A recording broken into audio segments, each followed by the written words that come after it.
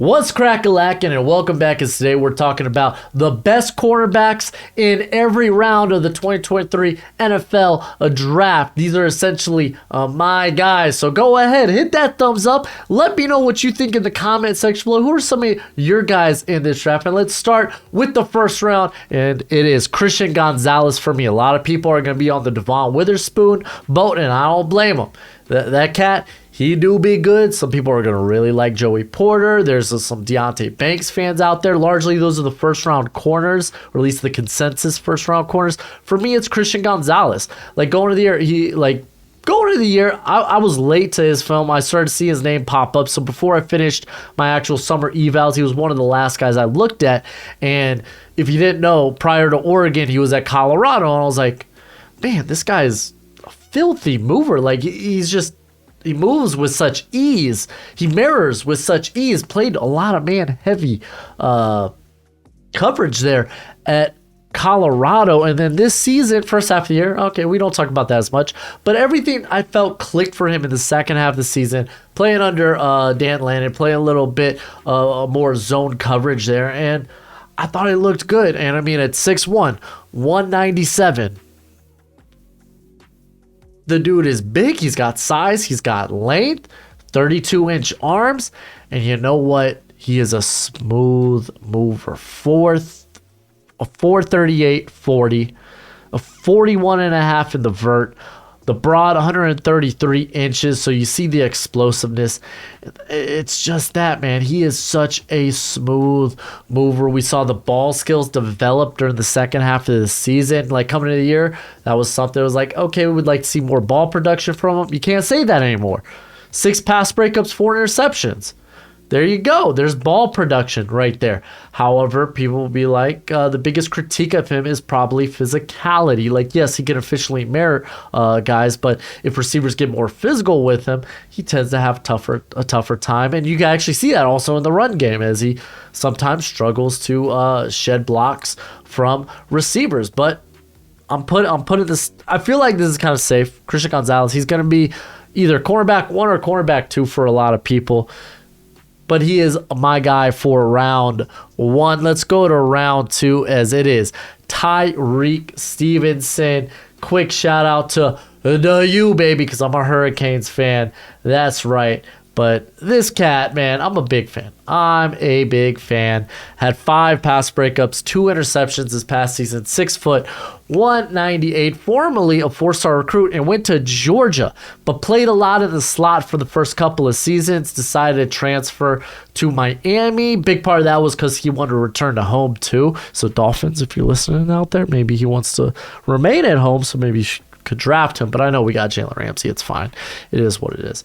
But he's got, honestly, the size to play at safety. He can play in the slot. We saw him do that at Georgia. He can play outside. He was pretty darn good at the Senior Bowl. He's got size. He's got length. He can explode downhill. He could stonewall receivers at the line of scrimmage. Ideally, you're putting this guy in a press scheme, man. Really, that's where you want him. Short area quicks are pretty darn solid, and he's just a constant problem at the catch point. He really, really is. He relishes contact, which isn't surprising. The missed tackle rate, okay, yeah, it could be better.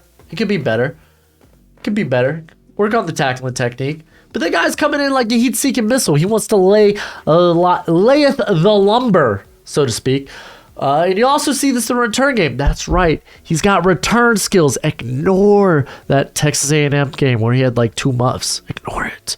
But he does have return skills, and even as a returner, you kind of see him want to lay the shoulder and just knock a guy out. You really, really do like that. So if you could, some of the stuffs to Nick Pitt with him is, okay, if you could reel back on some of the reckless abandonment, it just leads him to a high missed tackle rate. It was 17.5 in 2021. It was 15 this past season. So reel back on that. He can get a bit too aggressive in coverage. We kind of saw that at Senior Bowl, where at times it felt like he was guessing where the receiver was going to go. And luckily for him in the Senior Bowl, that worked. He was guessing right more times than not. But if you go back and look at Miami, especially in zone coverage, Like, he had a lot of blown coverages because of that. So ideally, you want to keep this cat in a man-heavy scheme, in my opinion, but slapping the my guy label on him. Going to the third round, I have Garrett Williams. And, I mean, there was a plethora of corners I could have picked from here, but I feel like this is the cat that gets the least amount of shine, and we really should be talking about him. If it wasn't for an ACL injury, he's probably a top 50 prospect in this class. So like, you look at his numbers this past season, like, it's not even fair because he got hurt, tore the ACL, didn't get really to participate in the drills on his pro day. Did the bench 19. That's actually pretty high for seeing corner. But if you look at the year prior, he had 6 pass breakups, so maybe you want to see more interceptions. But he had 2 picks to open the first 6 games of the season this past year. So it's like, okay, we know he can be a playmaker. By the way, Syracuse, they produce quality prospects. How they translate thus far, not great. But hopefully that could change. But with Garrett Williams, like, he's got some beautiful movement skills. 5'10", 192, beautiful movement skills, legit ball hawk. If you go like look into his prior 2 seasons where you got to kind of see a full seasons from him. He had 2 interceptions, 13 pass breakups. So this guy can get after the ball, that he's got very nice closing speed. He mirrors exceptionally well. He's actually very active versus the run and is willing to throw his body around. If you look at 2021, since that's a bigger sample size, 12% missed tackle rate. Not bad for a guy that's just kind of throwing caution to the wind. I imagine that number gets higher in the NFL. But if you could teach them a little bit of technique, I think it'll be A-okay. The problem is they're at Syracuse. They're playing like Tampa 2 and whatnot. So it's like he's not really getting to do what he's probably going to be asked to do at the NFL level. So I'd like to see this guy more so in press coverage or more so in man coverage. I think he could be phenomenal in those regards. I mean, there's just few examples of it on tape, but when he was asked to do it, he does it exceptionally well. I think he could do a better job when having to get physical with receivers and not letting receivers get leverage on him, mainly downfield on the route, because there'll be times like when a receiver tries to get physical with him, he will kind of lay off and he'll kind of sit and wait for the ball to get in air and try to play that late. So that is something definitely to watch out for. If you're looking for probably tape on the weaknesses of Garrett Williams, because I think a lot of us unanimously think, okay, this guy's a wonderful athlete. If you're looking for okay, this is probably some areas he needs to get a lot better at, go to the bowl game. And what's the bowl game? I don't think it was a bowl game, but go back to 2021, check out the Liberty game. And you could also check out this year against Charlie Jones and Purdue. Charlie Jones had a field day with Garrett Williams, unfortunately. But Garrett Williams overall, and I'm just, again, these are 2 examples of okay, there's some things that need work, but a majority of his tape is really, really good. Going to the 4th round, I want to talk about Starlin Thomas the 5th, because I feel like I haven't really talked about him thus far. I feel like maybe I talked about him in my Shrine Bowl video probably, but I tried talking about him a little bit in the top 200 big board, but the Draft Network don't have him in their system. Come on, Draft Network, what you doing? But this cat, former 3-star from the 2018 class. He played receiver and he was a return man in high school. He also won an Alabama State championship for the 100 meters. So this guy's fast. Matter of fact, what was his 40? 4.30. Yeah. This dude be a fast 9 pass breakups this past season. Ooh la la, love to see it. I do feel like he's a bit more linear than lateral, but that's fine. That's fine. He started, I think, all games the past 2 seasons. The dude he's got great speed. He can explode downhill. I love the explosiveness from him. Flies all over the field. Shows a good nose for the football. If you go to the prior 3 seasons with him, 3 interceptions, 11 pass breakups. He marries receivers exceptionally well. Hardly ever beat deep. Good luck. Good luck. Only allowed 257 yards this past season. And honestly, a solid tackler despite the 5'10", 194. It's not like a great frame. It's not a bad frame at all, though, for a corner. It really isn't. But solid tackler, 8% missed tackle rate, pretty darn good. But he does struggle with physicality. He does. When facing bigger receivers, he tends to come on the losing end. There's times I don't see much hustle during the run game. And receivers really have no top problem, like kind of locking them up. But in terms of the athletic traits, man, I love it. Also with the bigger receivers, he tends to like, he tends to get handsy. If they get handsy, he gets more handsy. 7 penalties this past season, 19 or 17 throughout his whole career. So definitely something to look out for, but definitely a cat that needs a little bit more love. So I'm glad I finally able to showcase him a little bit here on the channel. Going to the 5th round, I got Darrell Luter out of South Alabama. And that's Luter Jr., baby. 6 foot, 198 or 189, excuse me. And I'm just pulling up his stats here. Ended up coming in with 38.5-inch arm, or 32. Can you imagine 38-inch arms? 32.5-inch arms. Big hands. Almost 10.5-inch hands. That's really big for a corner. Looked good. Honestly, the testing was better than I expected. Like the 3-cone was sub 7 seconds, 40.5 in the vert, 4.46 in the 40. I think that's all pretty solid. And he's had a pretty good career at South Alabama, initially being a JUCO transfer, coming from Pearl River Community College, but ended up being a third team all Sun Belt. He was a first team in 2021 and just got good length, big hands. He is even like his understanding of route concepts is just really good. He uses his hands very well during the route to kind of disrupt timing. And I like that. He's pretty discreet. He was only flagged 3 times this past season. So I like that. He has very good eyes in coverage and combines that with solid length.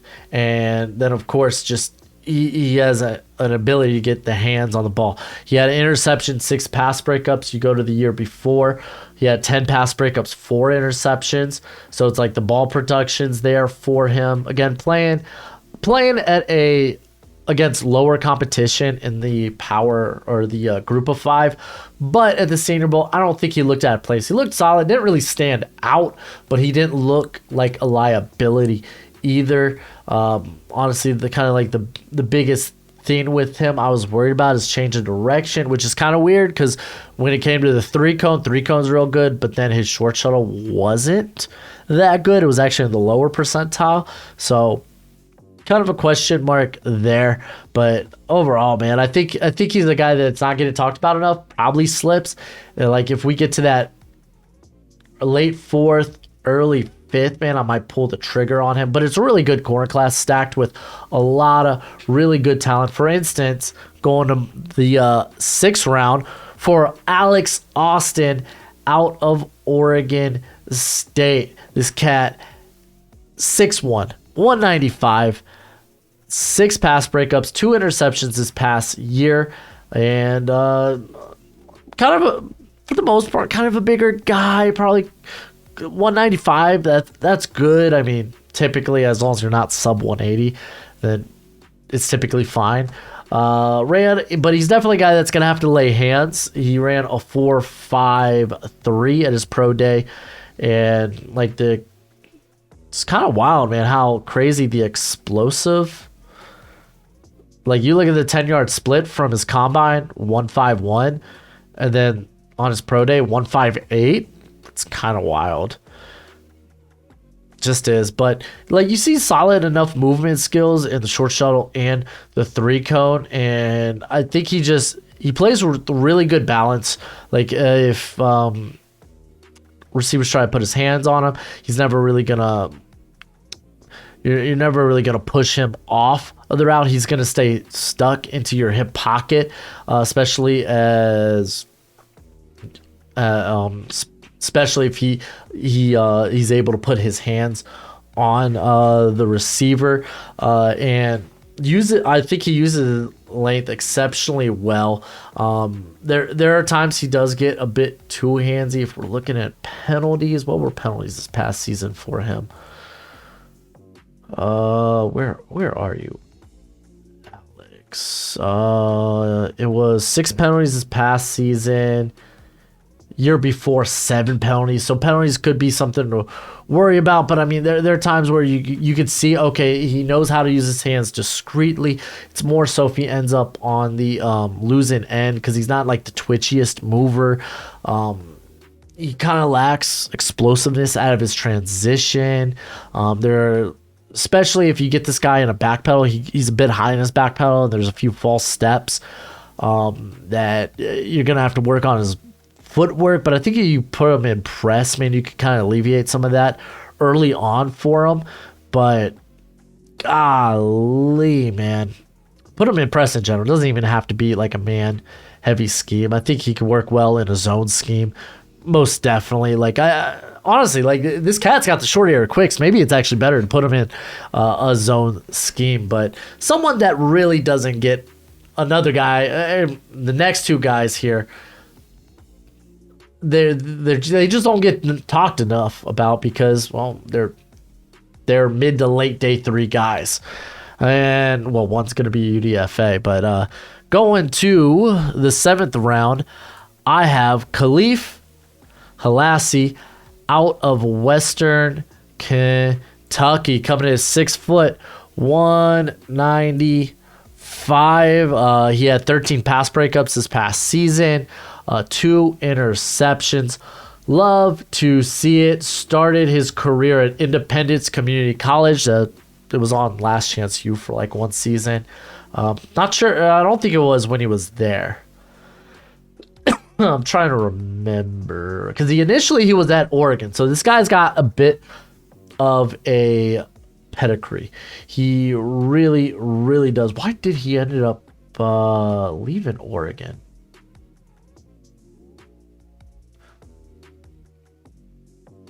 Okay, no, I don't have anything in his notes why he left Oregon, but left Oregon. So this guy was a highly sought recruit and ended up going to Independence Community College for 2 years and then came over here to Western Kentucky and has just been an absolute menace. He had 7 pass breakups and interception in 2021. Obviously 13 this past season. Kind of nuts. Kind of bonkers.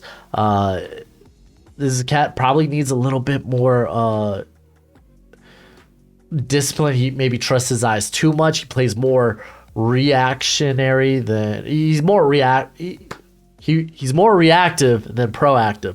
That's what I was trying to say. There we go. But, man, he's long. He moves with pretty ease, man. I like the movement skills altogether, man.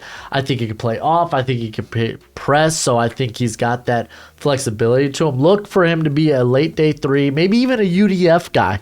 But because I think people are going to have him probably in that type of range.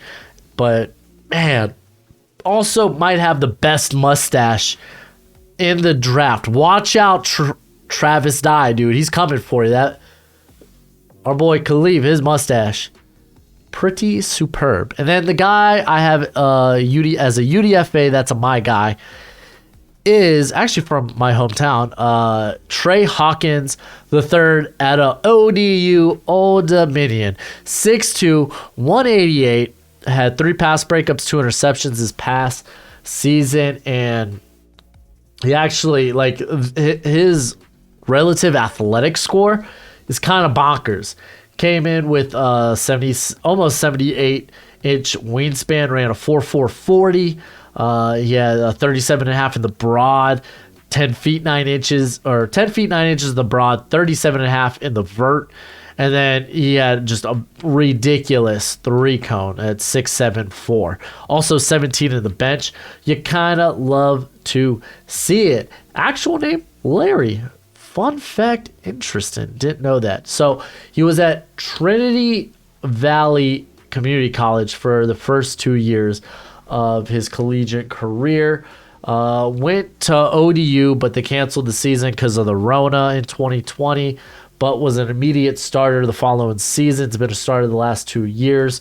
I think he's a guy that could probably stick to a roster just because of his special teams work. This cat had a blocked field goal this past year, so it's like, listen, if you're gonna make a roster spot, if you're gonna hold on to a roster spot, it's gonna be what you can do in special teams. If you're getting taken in the late day 3 or your UDFA, it's like you better do special teams and you better do it well. So you might hit a practice squad, you might go just unsigned. But there are times he gets a bit too engaged, too cleany, and could result in penalties at the next level, could result in him being too handsy. You want to see more, be a little more discreet with his hands. But I like that he really has that ability to stick in the hip pocket of receivers. And another dude that kind of needs to improve just his recognition, his overall understanding of route concepts and whatnot. Just needs a bit more polish to his game. But I think that special teams ability of him could get him on a team. So that's why I was looking at the guys that I have UDF grades on, and I was like, all right, who has some of the best special teams work in this class? And I would say Trey Hawkins, man, coming in with a block, field goal, love to see it. Could be a legit gunner on kickoffs. So there it is. Those are my guys for the cornerback class. Go ahead, hit a thumbs up. Go ahead and leave a comment. Tell the algorithm you love this video. Because, if this video does well, we're going to do more of these. That way, y'all know as many prospects as you can going into the draft. But till next time, you be easy, my friends. Later.